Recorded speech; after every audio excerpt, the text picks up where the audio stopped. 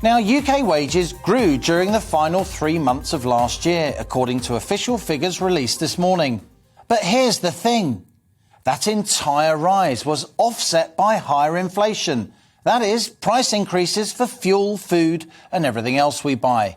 So in real terms, after taking inflation into account, average wages during the final quarter of 2021, October, November and December, actually fell by almost 1%. Failing to keep up with the rising cost of living. On top of today's figures, the Bank of England warns that higher inflation means that real wages, accounting for those price rises, are likely to fall during 2022 as well. And we're already seeing this Russia-Ukraine crisis driving up oil prices, which in turn means more expensive petrol and diesel. Petrol's risen to £1.48 a litre, and diesel's over £1.51.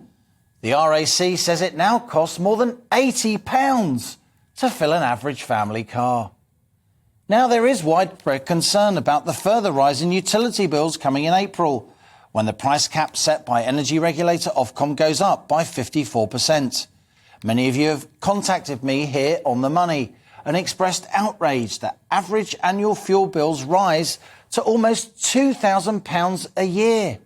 The government's come up with a fuel bill support package, but the council tax reductions are only limited to certain households, and for many other support measures don't kick in until October. So what can you do? Well, you can try and switch providers. With the energy price cap rising across the board, getting a fixed price that doesn't reflect that rise will be extremely tough. Ofgem urges us, if we're worried about paying bills, to speak to our energy provider about a payment break or an alternative payment plan. You can check if you're eligible for fuel-related benefits like the Warm Homes discount or the winter fuel payment. And charities like the National Debt Helpline may be able to secure you 60 days, what they call breathing space from debt repayments, to get your finances sorted. But this cost of living squeeze is getting serious, and On the Money's on your side. So today we're discussing once again a question of increasing importance to millions of British households. This cost of living squeeze. How can we cope with rising fuel bills?